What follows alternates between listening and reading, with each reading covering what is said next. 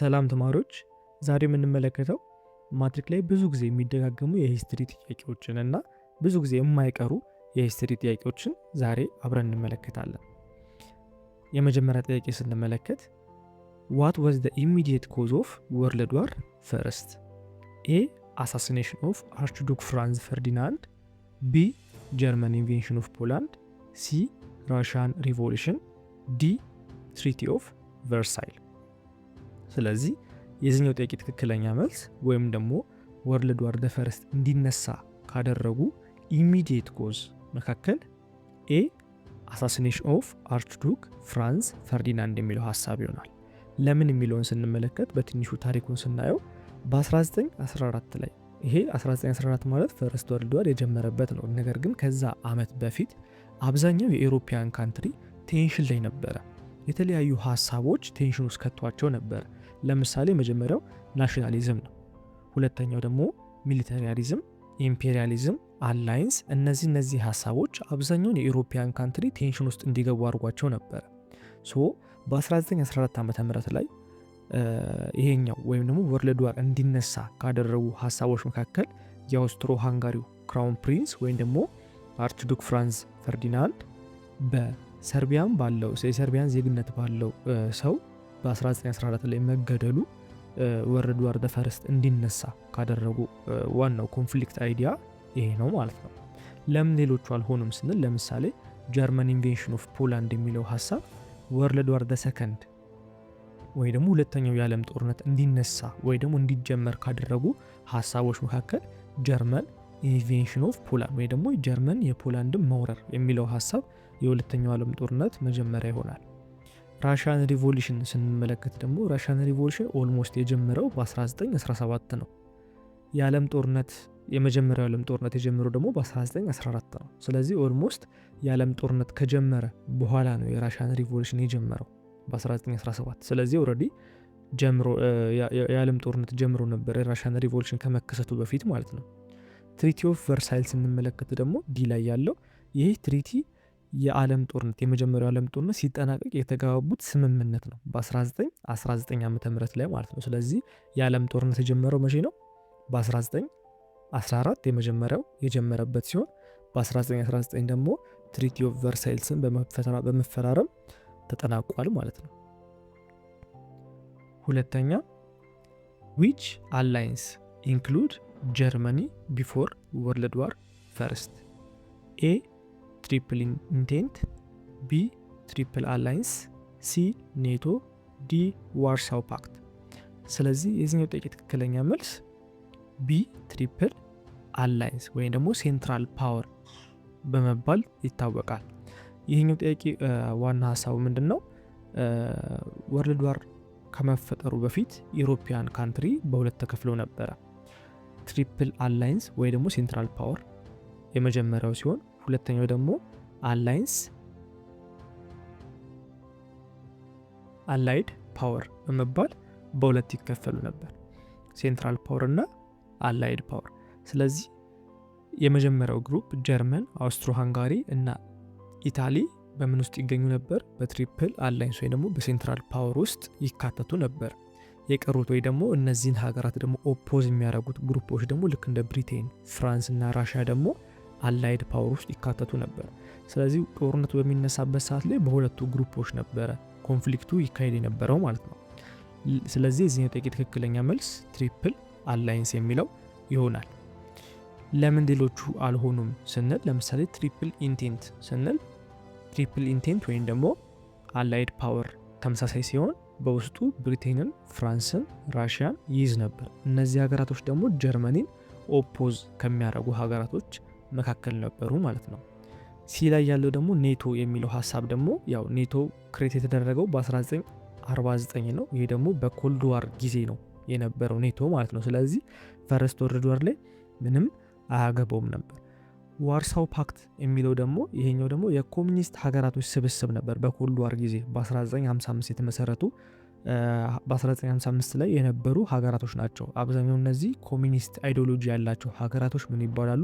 ዋርሳው ፓክት ይባሉ ነበር በኮልድ ዋር ጊዜ ወይ ደግሞ በቀዝቃዛው ጦርነት ጊዜ ማለት ነው። ስለዚህ የዚህኛው ጥያቄ ትክክለኛ መልስ ትሪፕል አላይንስ ወይም ደግሞ ሴንትራል ፓወር የሚለው ምርጫ ይሆናል። በውስጡ ጀርመኒን፣ አውስትሮ ሃንጋሪን እና ኢታሊን ሲይዝ አላይድ ፓወር የሚባሉት ደግሞ ወይ ደግሞ እነዚህን ኦፖዝ የሚያደርጓቸው ብሪቴን፣ ፍራንስ እና ራሽያ ይገኛሉ ማለት ነው።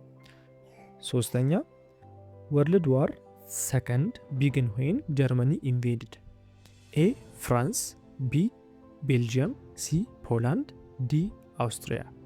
ስለዚህ ወርልድ ዋር ሰከንድ እንዲነሳ ካደረጉ ዋነኛ ምክንያት መካከል ጀርመን የሆነ ሀገርም በመውረሯ ነው። ምክንያቱም ቅድም እንዳነሳ ነው ትሪቲ ኦፍ ቨርሳይል የተፈራረሙት 1919 ላይ ወርልድ ዋር ሰከንድ በሚጠናቀቅበት ሰዓት ነው። ያኛው በሚጠናቀቅበት ሰዓት ላይ የተፈራረሙት ፊርማ ላይ ጀርመን ካላት የግዛት መሬቷ ላይ እንዳታሰፋ የሚል ስምምነት ነበር ማለት ነው። ስለዚህ ጀርመን የሆነ ሀገርን በመውረሯ ያህን ትሪቲ አፍርሳለች። የትኛው ሀገር ነው የተወረረችው የሚለው ሀሳብ ነው ማለት ነው። የዚህኛው የትክክለኛ መልስ ፖላንድ ነው። ጀርመን ፖላንድን በመውረሯ የሁለተኛው ዓለም ጦርነት እንዲነሳ ተደርጓል ማለት ነው። ስለዚህ በአዶልፍ ሂትለር ነበር የዛን ጊዜ ጀርመን ቴሪቶሪዋን ኤክስፓንድ ስታደርግ የነበረው ወይ ደግሞ ግዛቷን ስታሰፋ የነበረው ማለት ነው። ሌሎቹ ለምን አልሆኑም ስንል ለምሳሌ ፍራንስን በጀርመን ትወራለች፣ ኢንቬንድም ተደርጋለች። ይህም ግን የሆነው በ1940 ነው። ኦልሞስት ወርልድ ዋር የጀመረው የሰከንድ ወርልድ ዋር የጀመረው በ1939 ነው። ይሄ ደግሞ 1940 ደግሞ ፍራንስ የተወረረችበት ስለሆነ ከኋላ ነው ማለት ነው። ቤልጂየምን ስንመለከት ደግሞ ቤልጂየምም በጀርመኒ አታክ ተደርጋለች በዌስተር ኢሮፒያን፣ ግን ይህም በኋላ የመጣ ነው። አውስትሪያን ስንመለከት በ1938 ነው። ይሄ ደግሞ ቢፎር ዋር ቢግን ነው፣ ጭራሽ ጦርነቱ ከመጀመሩ በፊት ነው ይሄኛው አውስትሪያ የተወረረችው ወይ ደግሞ ኮንትሮል የተደረገችው በጀርመኒ ማለት ነው። ስለዚህ ሁለተኛው ዓለም ጦርነት እንዲነሳ የተደረጉት ጀርመን ፖላንድን በመውረሯ ነው ማለት ነው። አራተኛ ዊች ካንትሪ ድሮፕ አቶሚክ ቦምብ ኦን ጃፓን፣ ጃፓን ላይ የትኛው ሀገር ነው አቶሚክ ቦምብን የጣለው? ኤ ብሪቴን፣ ቢ ሶቪየት ዩኒየን፣ ሲ ዩናይትድ ስቴትስ፣ ዲ ፍራንስ። ስለዚህ የዚህ ትክክለኛ መልስ ዩናይትድ ስቴትስ ወይ ደግሞ ሲ ላይ ያለው ምርጫ ይሆናል ማለት ነው። ይሄኛውም ደግሞ ያው ወርልድ ዋር ሰከንድ ላይ ጃፓን ፋይት ታደርግ ነበረ በ1945 ዓ.ም ላይ። የዛን ሰዓት ላይ ዩናይትድ ስቴትስ አቶሚክ ቦምብ ጥላ ነበር የሁለት የጃፓን ከተሞች ላይ ሂሮሺማ እና ናጋሳኪ የሚባሉ ሁለት ሀገራቶች ላይ ጥላ ነበር። አፍተር ከዛ በኋላ ጃፓን ሱሬ እንዳርጋለች ወይም ደግሞ ተገዝታ ነበር ማለት ተገዝታለች ስንል በቃ ተሸንፍ ያለው ብላ አምና ነበር ማለት ነው። የዛን ሰዓት ላይ ወርልድ ዋር ሰከንድ ያለቀበት ታይሞቹ ላይ ነበር ማለት ነው።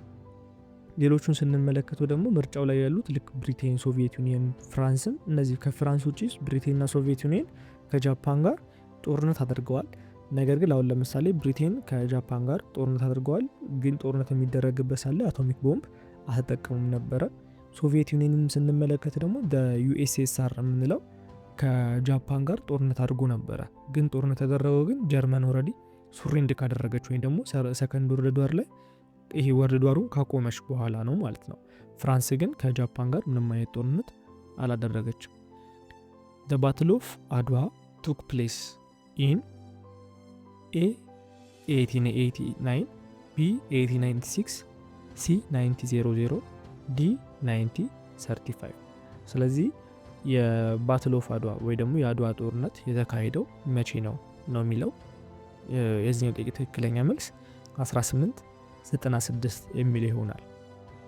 ዳይሬክትሊ ከአድዋ ጦርነት ጋር የሚገናኘው ከዚህ ውስጥ ዓመተ ምህረት ላይ ወይም ደግሞ ሊያምታታ የሚችለው ኤ ላይ ያለ ነው 1889 ማለት ነው። ይህም ደግሞ ይሄ ትሪቲ ኦፍ ውጫሌ ነው፣ የውጫሌ ስምምነት በ1889 ነው የተካሄደው ማለት ነው። ስድስተኛ ኢምፔሪየር ሚኒሊክ ሰከንድ ወዝ አሲስትድ ባይ ኤ ራስ አሉላ፣ ቢ ኢምፕረስ ጣይቱ ብጡል፣ ሲ ራስ ጉግሳ፣ ዲ ልጅ ኢያሱ። ስለዚህ ያው ሚኒሊክ ሰከንድን በዋነኝነት የምናውቀው የአድዋ ጦርነት ላይ ነው። ስለዚህ በአድዋ ጦርነት ጊዜ ሞር አሲስትድ ወይ ደግሞ ይበልጥ እርዳታ የሚያገኘው ከምርጫ ከተዘረዘሩት ውስጥ ይበልጥ በማን ነው? የዚህኛው ጥያቄ ትክክለኛ መልስ ኢምፕረስ ጣይቱ ብጡል ነው። ለምንድነው እሳቸው የሆኑት? ቢኮዝ በዛ ሰዓት ላይ ኢጣሊያን ኢትዮጵያን ትሪትንድ ባረገችበት ወይ ደግሞ የሞራር ሙከራ ባደረገችበት ጊዜ የኢምፐረር ሚኒሊክ ሰከንድ ሰፖርት ይደረጋል። በተለያዩ ሜን ሊደር በሚባሉት ሰፖርት ይደረግ ነበር። ነገር ግን በዋነኝነት ወይ ደግሞ ውስጥ ኢምፖርታንትሊ ሰፖርት ታደርገው የነበረው ማነች? ሂዝ ዋይፍ ነች ወይ ደግሞ የእሱ ሚስት ኢምፕረስ ጣይቱ ብጡል ነበሩ ማለት ነው።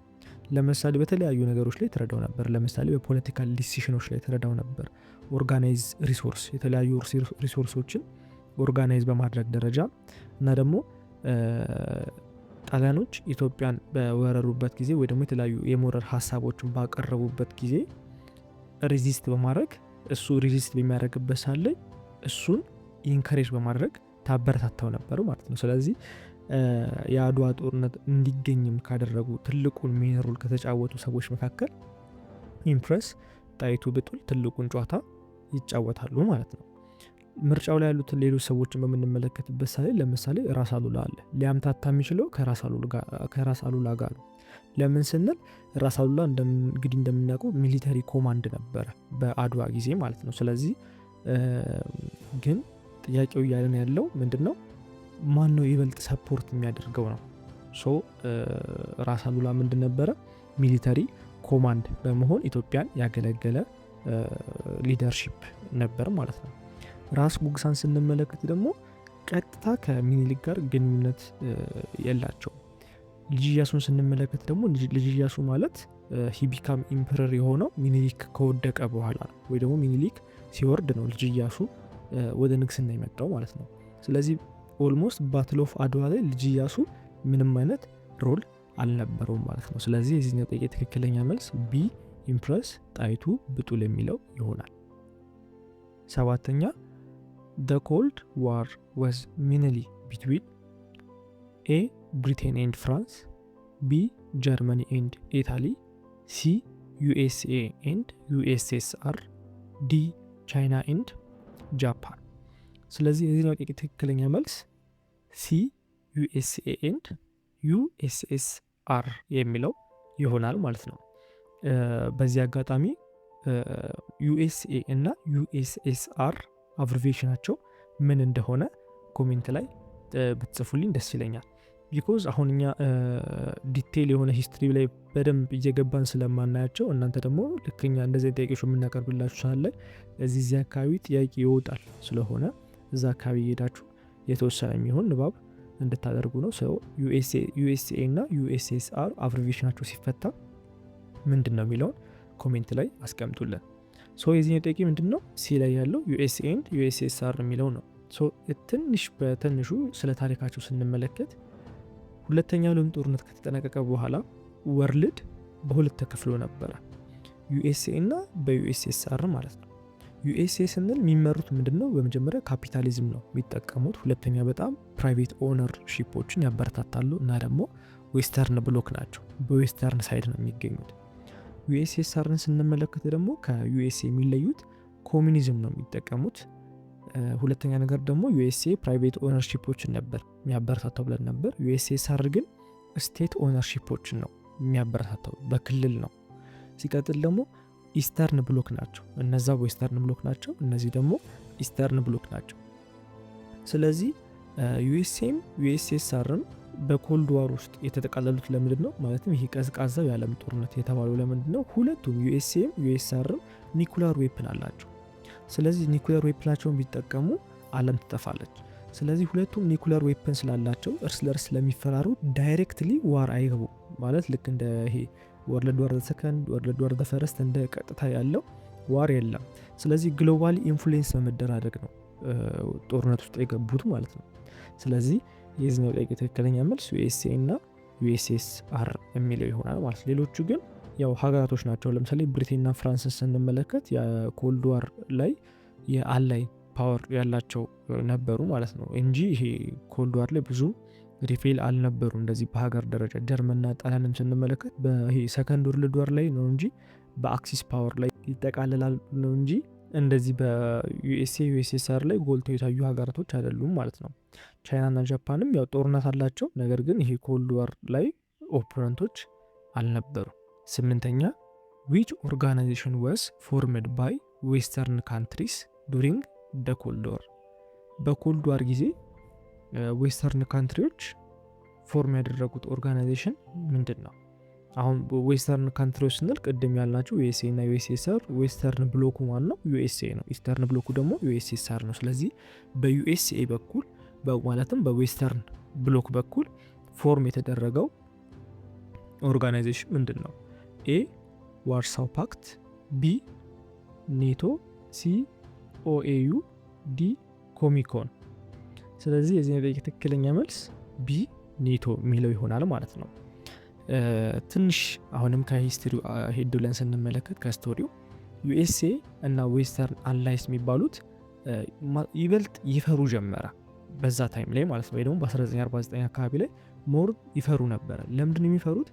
እነሱ ካሰቡት በላይ የዩኤስኤስአር የኮሚኒዝም አይዲዮሎጂ ሞር ስፕሪድ ማድረግ ጀመረ፣ መስፋት ጀመረ። ስለዚህ ሞር ኮንትሮል ማድረግ ጀመረ ማለት ነው። ግሎባሊው ትሬንዱ ሞር ኮንትሮል ማድረግ ጀመረ። ስለዚህ ይህ ዩኤስኤ እና ዩኤ ዌስተርን አላይንስ የሚባለውን ፕሮቴክት ለማድረግ ራሳቸው እርስ በርስ ለመጠባበቅ ሲሉ ምንን ክሬት አደረጉ ማለት ነው? ኔቶን በ1949 ላይ ክሬት አደረጉ ማለት ነው። ኔቶ ዩናይትድ ነው ማለትም ይሄ የህብረት ነው። ይህም ህብረት ምንድን ነው? ሶቪየት ኤክስፓንሽን ብሎክ ለማድረግ ወይ ደግሞ አጌንስት ለመሆን የተቋቋመ ህብረት ነው ማለት ነው። ሌሎቹ ምርጫዎች በምንመለከትበት ሳይ ለምሳሌ ዋርሳው ፓክት ምንድን ነው? ልክ እንደ ኔቶ ሆኖ ነገር ግን ዩኤስኤስአር እና እነዚህ ኮሚኒቲ ካንትሪዎች አንድ ላይ ሆነው ለኔቶ ሪስፖንስ የሰጡበት ተቋም ነው ማለት ነው። ማለት ኔቶ የኮሚኒቲው ይሄ የኮሚኒዝም መስፋፋቱን ብሎክ ለማድረግ እርስ በርስ ለመጠባበቅ ኔቶን እንዳቋቋመው ሁሉ የዩኤስኤስአር ካንትሪዎች ደግሞ እና ሌሎች ኮሚኒስት የሚከተሉ ሀገራቶች ደግሞ አንድ ላይ ሆነው ደግሞ ዋርሳው ፓክትን አቋቋሙ ማለት ነው። ስለዚህ በዩኤስኤስአር በኩል ማን አለ? ዋርሳው ፓክት አለ። በዩኤስኤ በኩል ደግሞ ኔቶ አለ ማለት ነው። ኦኤዩን ስንመለከት ደግሞ ይሄ የአፍሪካ ኦርጋናይዜሽን ይሄ ኦርጋናይዜሽን ኦፍ አፍሪካ ዩኒቲ ነው። ሞር ፎከስ የሚያደርገው አፍሪካ ላይ ነው እንጂ ይሄ ስለ ኮልድ ዋር ላይ ብዙ ትኩረት አይሰጥም። ዲ ላይ ያለው ምርጫ ደግሞ ስለ ኢኮኖሚካል ኦርጋናይዜሽን ይሄ ኮሚኒስት አገራቶች ያላቸው ኢኮኖሚካል ኦርጋናይዜሽን ነው የሚያሳየው ማለት ነው። ስለዚህ የዚህ ትክክለኛ መልስ ኔቶ የሚለው ምርጫ ይሆናል ማለት ነው። 9ኛ the cold war ended in 1985 1989 1991 1995 ስለዚህ የኮልድ ዋር የቆመው ወይ ደግሞ የተዳከመ የመጣው ከ1991 ጀምሮ ነው ማለት ነው። ሌሎቹ ምርጫዎች ግን ያው ዳይሬክትሊ ኮኔክትድ አይደሉም ከኢንዲንጉ ጋር ማለት ነው። ማለት ኢንዲንጉ ላይ በጣም ብዙ የተፈጠሩ ነገሮች ነበሩ። ለምሳሌ ይሄ በርሊን ዎል የበርሊን ዎሉ ፎል ማድረጉ መውደቁ አንድም የኮልድ ዋር ኢንድ ማድረጉ ነበረ። ሲቀጥል ደግሞ ሞስት ሶቪየት ዩኒየን የሚባሉ እንትኖች ሀገራቶች ኮላፕስ ማድረጋቸው በ1991 ላይ ይሄ የኮልድ ዋሩ ሙሉ ለሙሉ ኢንድ ኦፊሻሊ ኢንድ እንዲያደርግ አድርጎታል ማለት ነው። እሺ 10ኛ ፖርቱጊዝ ሚሽነሪስ ሜንሊ ዌንትድ ቱ ኤ ትሬድ ጎልድ፣ ቢ ስፕሪድ ካቶሊክ ክርስቲያኒቲ፣ ሲ ቢውልድ ፋክተሪ፣ ዲ ዲስከቨር ኦይል። ስለዚህ ፖርቱጊዝ ሚሽነሪዎች በአለም ላይ ተሰራጭተው ነበር እና አንድም ከመጡበት ሀገራቶች መካከል ወደ ኢትዮጵያ ነበረ። ስለዚህ ይህም በ16 እና በ17ኛው ሴንቸሪ ላይ ክፍለ ዘመን ላይ ፖርቱጊዝ ሚሽነሪዎች ወደ ኢትዮጵያ በመጡበት ሰዓት ላይ ዋነኛ አላማቸው የነበረው ምንድን ነበር? ሃይማኖት ነበረ። ስለዚህ ስፔሻሊ ይሄ የሮማን ካቶሊክ ክርስቲያኒቲ የሚባለውን የማስፋፋት ሀሳብ ነበራቸው። ምክንያቱም ኢትዮጵያ አንድ የካቶሊክ ቸርች አባል እንድትሆን ስለሚፈልጉ ማለት ነው። ስለዚህ የዚህኛው ጥያቄ ትክክለኛ መልስ ቢ ስፕሪድ ካቶሊክ ክርስቲያኒቲ የሚለው ምርጫ ይሆናል ማለት ነው። ለምን ሌሎቹ አይሆኑም ስንል ሞር ሊያጠራጥረን የሚችለው ትሬድ ጎልድ ነው። ምክንያቱም ፖርቹጋል ሞር ኢንተረስት ነበራት ይሄ ከጎልድ ሽያጮች ጋር ወይ ደግሞ ከወርቅ ንግድ ጋር ሞር ኢንተረስት ነበራት። ነገር ግን ሚሽነሪዎቹ ወይ ደግሞ የሚሽነሪዎቹ ዋና አላማ ምንድን ነበረ? ሪሊጂየስ ወይ ደግሞ ሃይማኖት ተኮር ነበር ማለት ነው። ቢውልዲንግ ፋክተሪ እና ዲስከቨር ኦይልን ስንመለከት ደግሞ ቢውልዲንግ ፋክተሪ ጭራሽ የፖርቹጊዝ ሚሽነሪዎች አላማ አልነበረም። ምክንያቱም የዛን ሳለ ሲጀመር የኢንዱስትሪያል ፋክተሪ ፔሪዱ አልነበረም ማለት ነው። ዲስከቨሪ ኦይል ስንል ደግሞ የኦይል ኤክስፕሎዥር አልነበራቸውም፣ ወይ ደግሞ የኦይል አሰሳ ወይ ደግሞ የመፈለግ ሀሳብ አልነበራቸውም። በዋነኝነት የፖርቱጊዝ ሚሽነሪዎች አላማቸው ምንድን ነበረ?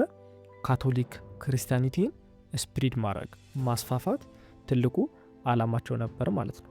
ስለዚህ በአጭሩ በዚህኛው የጥያቄዎች መስፈርቶች ላይ የጥያቄዎች ሂደቶች ላይ ያየናቸው ምንድን ናቸው? ለምሳሌ ስለ አድዋ አይተናል፣ ሚኒሊክ ስለ ነጣይቱ አይተናል፣ ስለ ዩኤስኤ ስለ ዩኤስኤስአር አይተናል፣ ስለ ኔቶ አይተናል፣ ስለ ኮልድ ዋር እናም ሌሎችም ስለ ወርልድ ዋሮች አይተናል። እዚህ አካባቢ የተወሰነ የቴዎሬቲካል ንባብ አድርጉ። ኢትዮ ኮንሰፕት ሴንተር የእናንተው ምርጥ ቻናል